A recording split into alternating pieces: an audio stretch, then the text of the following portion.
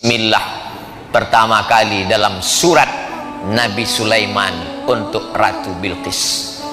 Innahu min Sulaiman. Inilah surat dari Nabi Sulaiman. Jadi Nabi Sulaiman itu kirim surat, bukan kirim WhatsApp.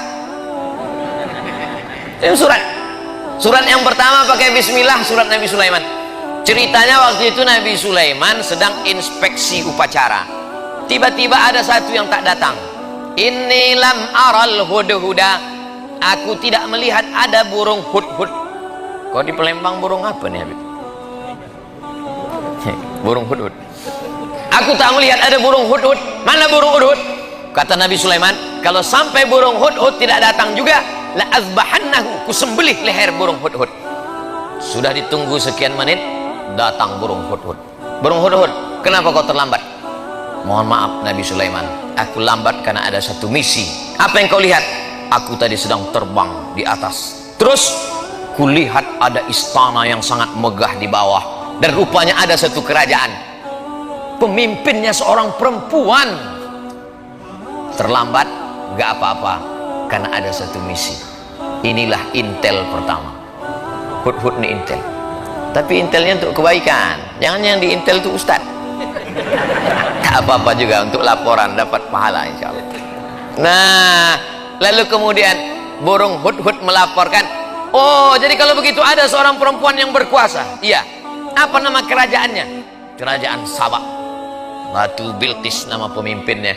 Maka ditulis Nabi Sulaiman lah surat Innahu min Sulaiman. Ini surat datang Nabi Sulaiman dari Nabi Sulaiman. Wa innahu bismillahirrahmanirrahim. Satu-satunya bismillah yang tak ada ikhtilaf antar ulama dalam Al-Quran, inilah dia. Adapun bismillah dalam Fatihah masih ikhtilaf.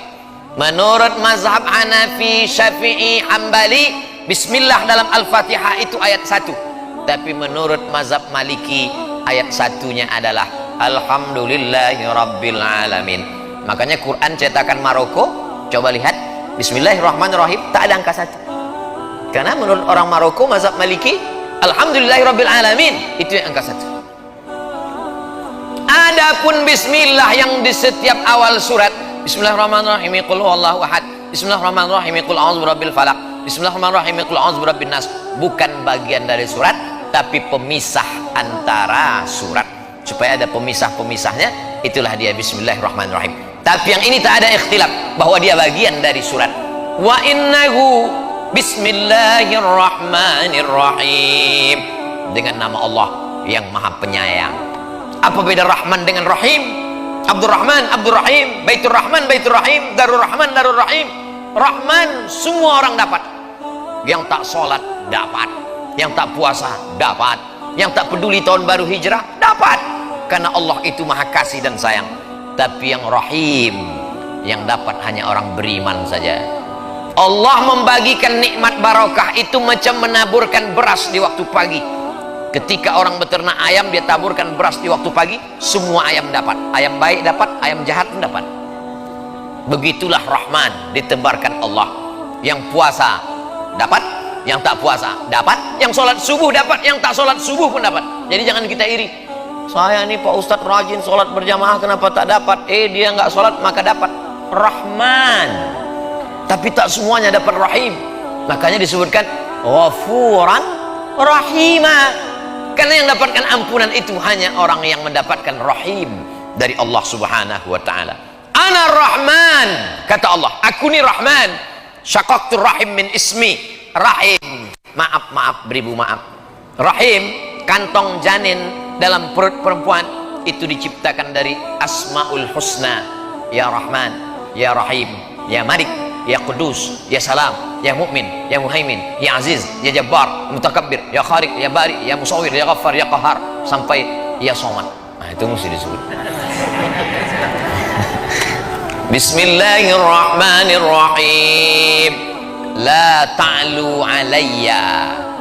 Hai kerajaan Bilqis, wahai Ratu Bilqis, Raja Sabah, la ta'lu alayya, jangan kau lebih tinggi daripada aku. Akhirnya menyerahlah Bilqis karena dikatakan jangan kau lebih tinggi daripada aku. Kalau begitu aku datang, wa'tuni muslimin, datanglah kalian menghadap aku ke kerajaan aku dalam keadaan menyerahkan diri, berserah diri kepada Allah. Maka lalu kemudian Bilqis pun datang menghadap Sulaiman. Tapi Sulaiman mau menunjukkan kehebatannya, kekuasaannya, bukan suratnya saja yang hebat. Dikumpulkan Nabi Sulaiman lah bala tentaranya. Ini sekarang Bilqis sudah berada di tengah jalan. Sebentar lagi dia akan sampai ke Palestina dari Yaman.